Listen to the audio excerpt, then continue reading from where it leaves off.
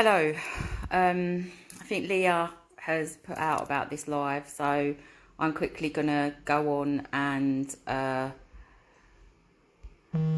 invite people to this video, which is really important to me. I just want to start by letting you know that I've absolutely sobbed my heart out at this story. It's not very pleasant, so I'm going to give you fair warning. It's not really something that we didn't necessarily know about. Certainly I knew about it and I've been reporting on it, but just a couple of the things in there have really, really upset me. And I just want to talk to you about it, let you know. I want the message to get out, and I don't want this to go unnoticed, or for people to be able to get away with this, to be honest with you, at all. So I've just invited a few people, and I can see that there's a few of you on already, so thank you. So how are you all today? I'm just waiting for people to come on before I talk about it and tell you what's been going on. And I'm sorry if I get upset. I had to call Leah after what happened, and I was absolutely in floods of tears, and I just needed somebody to talk to, really. I don't think anybody will realise that the people that have seen this and have worked with it are completely traumatised by what they're seeing, and will be for a long time. Sorry, I've got to read what I've got as well. I'm not looking for sympathy over it at all, but it's real. So, I mean, you know that I've been talking for a long time about what's happened to the elderly people in care, and I started first making comments about this on Facebook in June, and I didn't really think that people were listening, so I made a live video on the 30th of June, I think it was, or the 1st of July, and I put it out and it's had 100,000 views. So I know that people appreciate the message and want to hear about this, and it means something to them. And I've also acquired 3,000 followers, and I'm just, I'm a nobody, and I'm just somebody that wants to tell people what is happening. So I've been lucky enough since then to have interviews and be able to speak about what is happening, to raise awareness on this issue. And I hope the message is reaching out and getting out to some people, and that they know that they're not alone.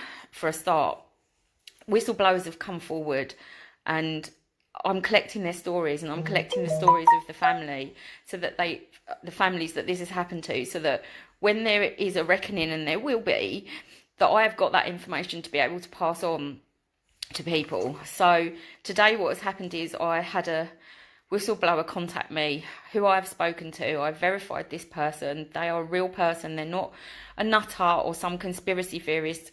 People like to say that we're conspiracy theorists. This person is not. They're a real person. They are working in a home. They have given me their full name. They have given me the name of the home. I'm not yet going to release that to you guys publicly, because there's a process that we're going through. But that person has agreed that I can read out what they sent to me. And I want you all to know that this is the truth of what is happening. So I'm just going to read her email, really, and then you can tell me what you think. So she said, "Hi Claire, thank you for the reply. I'm seeing my manager again tomorrow, and I'm telling her that this will be my last complaint before going to the CQC, which is the Care Quality Commission. But again, I'm not sure how responsive they will be. They don't seem to care. I'm worried that it's my word against all the GPs, the district nurses, and the other carers. What I have to say is that they have put all our residents on do not resuscitate orders, and all of these residents with variable or lack of capacity are on anticipatory care pathways, which means that they are not allowed to go to hospital for any treatment, for anything, and they aren't to receive any antibiotics for anything whatsoever, whatever illness they've got. Since this pandemic, in inverted commas, started, we haven't had a single GP visit the patients at our home. Whenever anyone gets ill, and this is ill not related to COVID because we haven't got it in my care home, they automatically put them on end of life. This is now what really gets me, a nil by mouth. And they discontinue all their medication because they say they're at risk of aspiration, which is ridiculous. Which is ridiculous. Because if they eat, drink or have medication, there is a small chance that they could aspirate. But if they're nil by mouth, then they will die from dehydration and starvation. Myself and another carer on nights have had to resort to buying jars of pureed baby food and feeding the residents and giving them drinks after making them aware of the risk of aspiration and getting their consent just so that they can have food and drink. Sorry.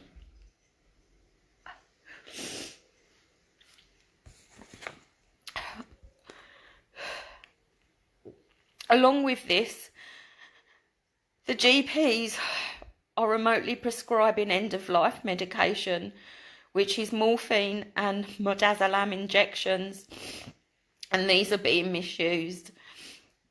All our clients have had their usual medication taken away, which is regular pain relief such as paracetamol and codeine, and all their anxiety, antidepressant and antipsychotic medication, which a lot of our clients are on. The district nurses then come into the home to give end-of-life drugs because with the withdrawal of usual medication, the resident is showing signs of pain and anxiety, which of course they would. The morphine should only be used for extreme pain when nothing else helps, and this knocks the individuals out, and especially when they're not eating and drinking and losing weight. This means it's even harder to get any fluids in them. The midazolam is given at end of life for sedation and terminal restlessness and agitation. However, this suppresses the individual's breathing and quickens along their death. No other alternatives of pain relief are given. There's no pain patches, no liquid paracetamol. They just put them straight onto the hard stuff, which once started is only a matter of days before that resident passes away. However, this has all been okayed by the doctors and the nurses. And as the need for analgesia is subjective, I don't know how much evidence I can find, or even if I will be believed. But I have collected evidence of fluid charts. I've worked in this home for over 2 years, and I have never seen anything like this when it comes to end of life and just writing people off. I believe it's a human right to have right to life, and they are committing euthanasia. So much for them protecting the vulnerable. So I've had to phone up this person and speak to them and say to them, that I think that they're really brave for trusting me to tell me the story. I absolutely wanted to go to the police straight away. I was going to get in my car and drive to where the home is and go and get the police, but I don't even trust that they will do anything. I feel so powerless to get anybody to look at this, and I've had to tell this person, don't go to the CQC. If you do, they will bury it. They will bury it, they will cover up the evidence, and you will lose your job, and there will be nobody going in and feeding these people with the pureed baby food that you are feeding them to keep them alive. And just in case anybody thinks that this is normal and what you do to people on an end-of-life pathway, it is not. The Liverpool pathway was disbanded, and I think it was in 2014, because it was, might even have been before then.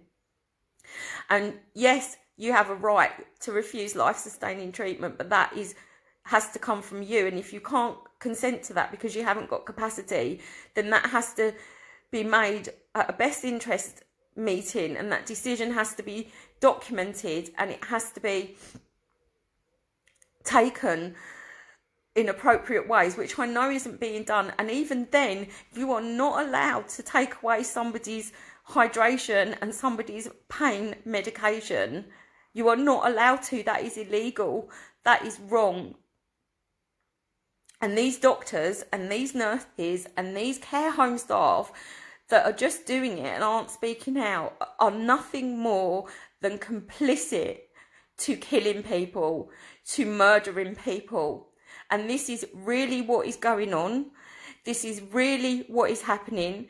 This is why people are dying and the numbers are high. None of them have got COVID. None of them. The person I spoke to said to me she can put her hand on her heart and say that 2 of those people in her home have been murdered.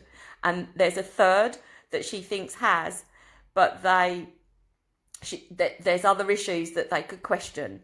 And she gave me an example and said to me that one of the people in the home got a chest infection during lockdown, and they basically got taken to hospital, and they actually got treated, can't believe it, and the chest infection cleared up. So when they went to hospital, they had a COVID test and it was negative, and then they were discharged because the chest infection cleared up, and they had another test and it was negative. And when they got the discharge notes back at the home, it said on it that the person had coronavirus by exposure, despite the 2 negative tests, and that all usual medication should be removed, and that this person should be put on end of life. This person never had a chance. They didn't have capacity for a start. I would like to see the best interest decision that was made. I would like to see the deprivation of liberty orders that these homes have got in place for people that they're locking up and that haven't got capacity, because you can't do that. You have to get a Dole's order, and the court has to give that, and you can't get anything from the court. I know that because I know what's going on. So I know that they're not doing this, and it's just murder. It's just killing people, and it's happening. If this is happening in this one small home, and you know what I've been telling you has been happening in my homes, but what has really finished me off today is having to feed these people with baby food. There's one other person at that home that this person works with that is trying to speak out. And yes, the LCP was rebranded, but as I've said, you are not allowed to take away somebody's hydration and pain medication. You can't do that. That's illegal. And anybody that has got a relative in a care home at this time, please, I implore you, if you are able to, go and take your relative out of it. Go and take your relative out of it. I know that many of the staff are perhaps doing the best that they can. I'm sure that they are, but you cannot go along with this. This person that's come out today, it just does not know where to turn to get the people the help that they need. And she is scared about losing her job, because if she goes, there is nobody to feed these people, and they are just going to starve to death. I want the families of these people. I said, do the families know? We don't even know what's been put on the death certificates, because she said that she hasn't seen the death certificates. So we can't be sure what's on there. It'd be interesting to see if coronavirus is on there, wouldn't it? When they haven't got it in the home and we know what's happened. But I'm sure the families don't think anything of it, because guess what? There's nobody going in. I mean, there are some visits allowed at this home, she said, for when people are dying and things, but they don't know what's happening. They're not being told.